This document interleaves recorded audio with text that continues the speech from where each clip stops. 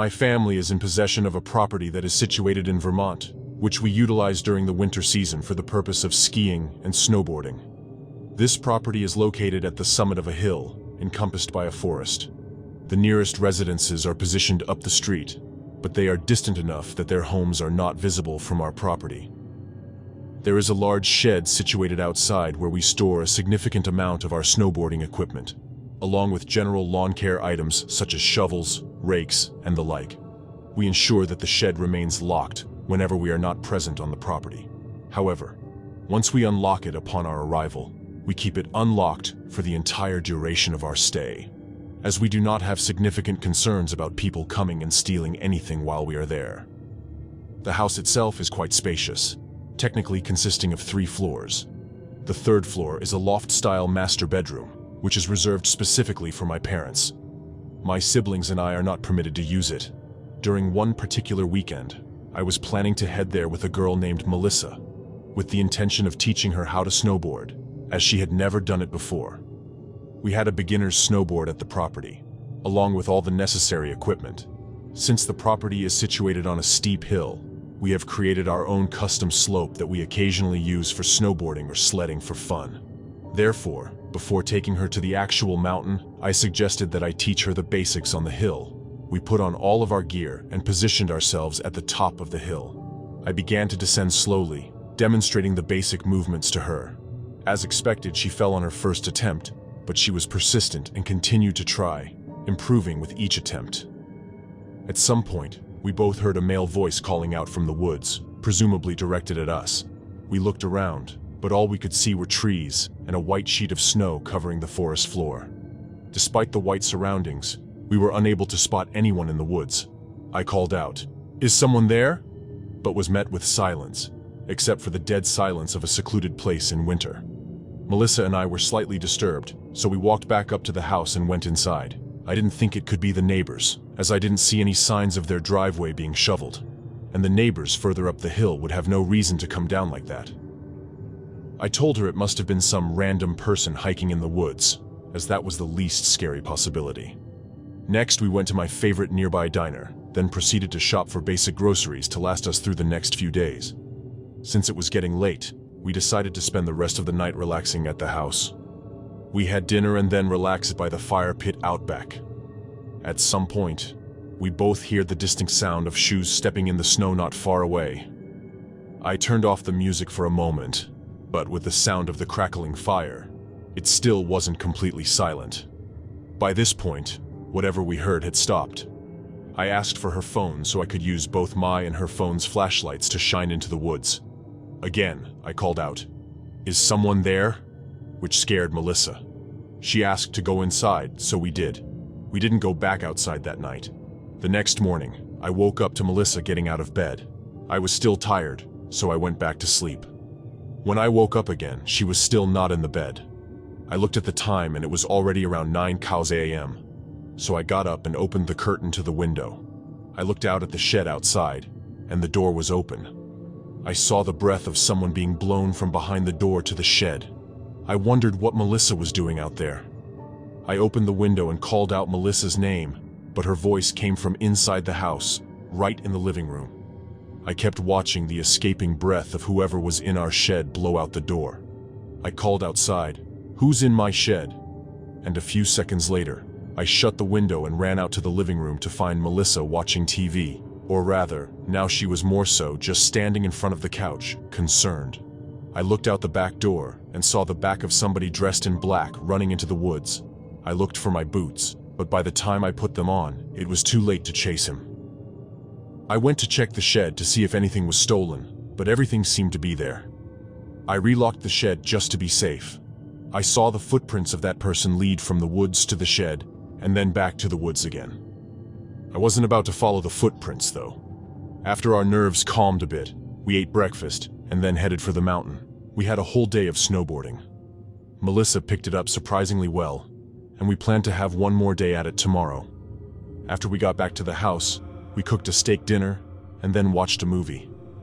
We didn't want to sit out in the dark again after the previous night and the earlier incident that day. In the middle of that night, I woke up to Melissa shaking me. She told me to listen. We sat in silence for about 30 seconds before we heard, "Help me," in a very long, drawn-out voice from outside. Melissa was in hysterics, and then we heard the voice again. I went over to the window and she begged me not to open the curtain. I said I was just going to take a peek. I gently lifted one corner of the curtain to peek outside. I don't know what I was expecting to see, but all I could see was total blackness. I cracked the window open, and a gust of cold air hit me in the face. I listened, intending to get a better idea of where this voice was coming from. Then, suddenly, I heard footsteps in the snow getting much louder very quickly. They were coming toward the window. I quickly pulled the window down and relocked it. Whoever it was had already seen me, though. The knock on the window confirmed it. I looked over at Melissa, who was hiding under the blanket, making faint crying noises. I told her to just stay quiet. Our best response was to not respond or acknowledge them. There was never another tap at the window, nor were there any more calls from outside. It was a long couple of hours after that of not sleeping. Eventually, though, we got so tired that we did end up just falling asleep. The next morning, I checked around the house, and there were footprints literally surrounding the house. Someone or multiple people had been circling the house, apparently going from window to window. We decided we'd leave early because clearly, someone was stalking us from the moment we got there.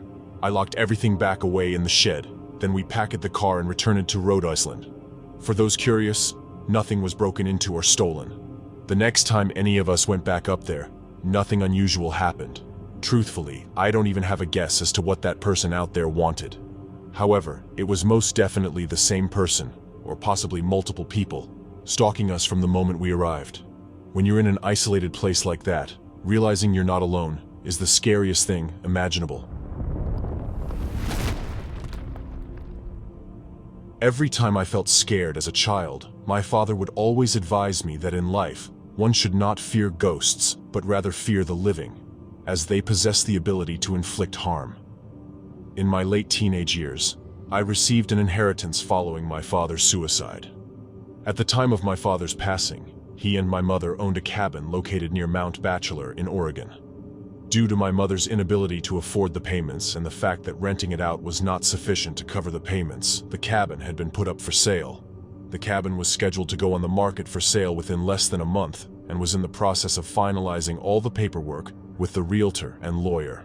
Therefore, for that month, the cabin was not going to be rented out any longer and was just going to be vacant. I viewed this as an opportunity to escape for a while and clear my mind. In light of everything that was happening, I quit work, packed up my snowboarding gear, took my dog, Midnight, and headed up in my dad's car to the cabin. During my first 2 days at the cabin, everything was normal, and nothing out of the ordinary occurred. I spent my days playing with Midnight in the snow and snowboarding. In the evenings, I would play PlayStation or listen to music, drink, and smoke out on the balcony. I had already stocked up on food, cigarettes, and liquor, so I was pretty much set aside from the occasional outing to hit the slopes with my dog's company and DVDs and PlayStation for entertainment. I was quite content and started to feel relaxed after all the drama that had preceded my outing. The cabin itself was 2 stories. The bottom story had the living room and a side guest bedroom along with a small kitchen. Upstairs had another 2 rooms along with a walkout balcony attached to the master bedroom. Most of my time was spent either in the living room, kitchen, or master bedroom. I never ventured into the other rooms and always kept the doors leading into them shut. On the 3rd day, I was going through my usual routine of playing with my dog, playing games, and watching DVDs. That day, it was a pretty heavy snowfall, so instead of hitting the slopes, I stayed in. That's when things started getting a bit strange. In our area, there were only 2 other cabins adjacent to ours, maybe a block away from each other. All other cabins aside from these 2 were around a mile away from ours. Surrounding us was mostly forest and very tall pine trees. Both these cabins were empty, and from the past couple of days, I knew that no one was currently staying there. Around midday, while outside with my dog, I noticed what looked like footprints in the snow around the area surrounding our cabin. It was still snowing, so the footprints looked semi-fresh, like someone had just been there in the last 20 to 30 minutes before me. I thought that maybe someone was staying in the cabin near me that I may not have noticed, or maybe they were shut in like me. The footprints led away from my cabin and disappeared in the snow towards the denser part of the trees. I disregarded the footprints and went back inside. Nighttime came around, and I decided to head to bed. My dog, Midnight, was laying on the bed with me when I noticed his ears perk up to a listening position. This was followed by him quickly jumping off the bed and running downstairs to the living room. I lay in the bed and stayed silent. I was honestly freaked out, and I could hear him moving around downstairs, back and forth. After around 5 minutes, he ran back upstairs to me and started to do his doggy dance, signaling that he had to pee or that he wanted to go outside. Well, fine. I can't say no to him. So we both went downstairs to the outside driveway for him to do his thing. Only he didn't want to pee. As soon as we were outside, he started to pull his leash, trying to drag me to where he wanted to go. He kept looking into the dense part of the trees where the prints had been earlier, but he also kept sniffing the side of the house and looking up towards the roof.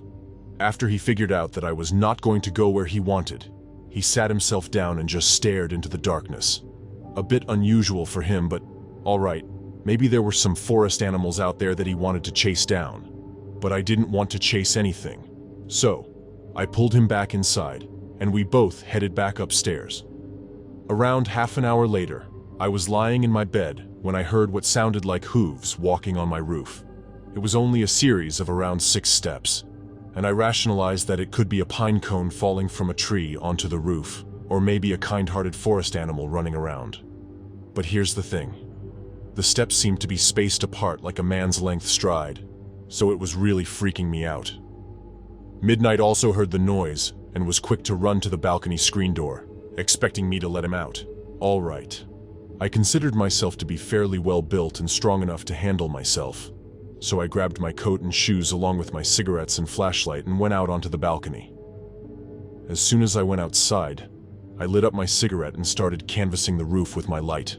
Nothing there, and the snow on top was undisturbed. Weird. Was it all in my head? What about Midnight hearing the noise? Maybe he was feeding off my paranoia. I started to calm down and relax again. My eyes started to adjust to the darkness, and I kept smoking and just staring at the stars and trees next to our cabin. That's when I saw it. In a tree that was a little taller than our cabin and around 20 ft from the balcony, I saw what looked like a man crouched in a squatting position in between 2 branches. It looked really tall, like 8 or 9 ft, and it was really skinny. It was squatted on one branch, and its freakishly long white arms were extended above its head, holding on to the branch above it while its mouth was wide open with no expression. I wasn't sure if I was really seeing this thing, and stood just staring, motionless. I noticed Midnight stand up and start pacing behind me and lightly barking at the same time. The thing still did not move. I put my cigarette out and was debating on shining the light in the thing's direction, but something in my head kept screaming not to. So, I walked backward to the inside of the room and pulled Midnight with me. Once inside, I locked the door and shined the light in the thing's direction, but there was nothing there. I shut the curtains to the screen door and retreated back to bed. Later on in the night, I heard some light tapping at the screen door, like someone was tapping on the glass with their fingers. It was consistent and did not stop for nearly an hour. Midnight seemed to stare at the door, but he wouldn't go near it anymore. The weirdest part was that I had a feeling like someone was inviting me to open that door, but at the same time, I kept hearing my dad's voice in my head telling me to stay in bed and not do it. I listened to my dad's voice and just stayed where I was. I passed out eventually and woke up in the morning. It didn't take me long to pack everything and get the hell out of there. My first significant skiing trip was with my friends Angel, Amy, and Jessica, and we all flew to Colorado. We rented an Airbnb in the town of Snowmass, right by Aspen Mountain Ski Resort. At this point, I had only been snowboarding one other time in my life, which consisted of riding down the bunny hill repeatedly. I was pretty bad. From the airport, we went straight to the Airbnb. It was a spacious 4-bedroom house with a huge deck that had a hot tub on it, overlooking the Colorado countryside. Since it was already nighttime by the time we got there, we went out to a local bar on the first night, which was a Thursday. The next day, we went straight to the mountain via Uber and got our rental equipment at the mountain to make things easier. It wasn't super crowded on the first day, probably because it was a work day. However, the next day, it got a lot more crowded. For some reason, I just couldn't get the hang of it. I couldn't make it down a slope without falling at least a few times. At a certain point, I was so fed up that I just sat on the side of a slope to catch my breath and take a break. Meanwhile, a bunch of people zoomed past me, even little kids that made it look easy. Then came this man who seemed like he didn't really know what he was doing either. He came up to me and asked if I was okay and started trying to make conversation with me. It was the weirdest spot to make conversation, so after a few seconds of answering his questions, I got up and said, "Nice talking to you," and resumed trying to snowboard down the mountain. This mountain was a blue run, meaning it was a longer slope to get down and slightly more difficult than a green. I stopped again a little further down the mountain to take another break. I really wasn't having fun. To my dismay, I saw that guy from before approaching me again. He was inching closer to me with the same struggle I had been dealing with. He stopped right next to me and unstrapped from his snowboard, then sat a few feet from me. He started talking to me about how he's not used to so many pretty girls like me being there. This was super weird because I had on a ski mask and helmet. My face was practically covered. He asked who I was there with. I lied and said my boyfriend. He laughed and said he saw me come here with all girls. I looked at him and said, "You," really loud, and then got back on my snowboard and continued down the mountain. It's weird, but I snowboarded better than I ever had in that moment, perhaps because I had the proper motivation to just get down the mountain. When I got to the bottom, I immediately went to the lodge and sat at one of the tables, calling each of my friends. Amy was the first one to pick up. I explained what had just happened and asked her to come and sit with me. A few minutes later, I saw her walking over to me. I had already texted our group chat, saying we should leave. It was already around 3 anyway. We'd been there a few hours. When Angel and Jessica finished whatever run they were on, they met us back at the lodge. We returned our rental gear and then Ubered back to the Airbnb. We all showered and changed and then headed out to the village for dinner. We then went out to a few of the local bars afterward and got decently drunk. When we came back to the Airbnb, all 4 of us went into the hot tub on the deck and drank more alcohol. After a while, we all eventually went to our rooms to go to sleep. I'm basically an insomniac, and I stayed up on my phone for over an hour scrolling on TikTok, even as I was still buzzed.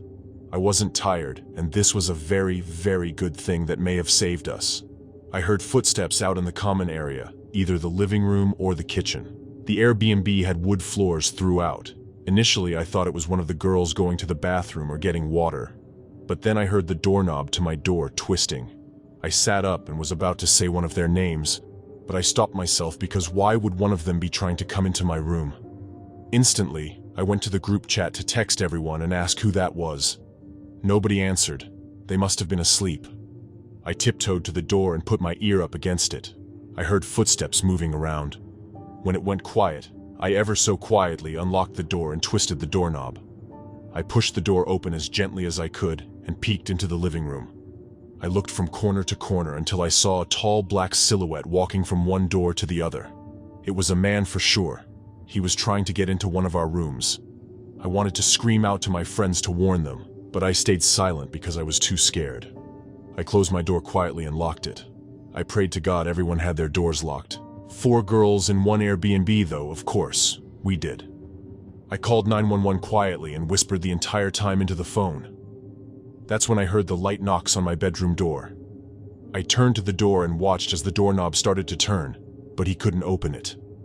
I kept saying, "Please hurry," into the phone. The woman on the line kept saying back, "They're almost there," and to remain quiet. It was entirely possible that the man on the other side of the door heard me whispering because he started pushing into the door. I heard shoves and bangs on the door, and I just couldn't help it anymore. I screamed, "Get out of here," followed by, "I'm on the phone with 911 right now." The bang stopped, and a voice on the other side said, "Okay, sweetheart." And then I heard his footsteps walking away. The 911 operator instructed me to stay in the room until the police should arrive. I peeked outside the window, but it was simply too dark to see anything beyond a few feet in front of the window. My friends were awake now from my screams. I told them all to stay in their rooms. Police finally got there about 5 to 10 minutes later and came right into the Airbnb since the door was unlocked. Once it was confirmed that the intruder was gone, we ensured every entry point was locked and secured, and then they left. Sleeping after that was difficult, of course. The idea came up that it was that creepy man from the mountain who was following me, and I do believe that's a possibility. The voice could have been a match, honestly. After working out a partial refund with the Airbnb host, we spent Sunday traveling the area instead of snowboarding again and stayed at a small motel Sunday night. We flew home Sunday morning.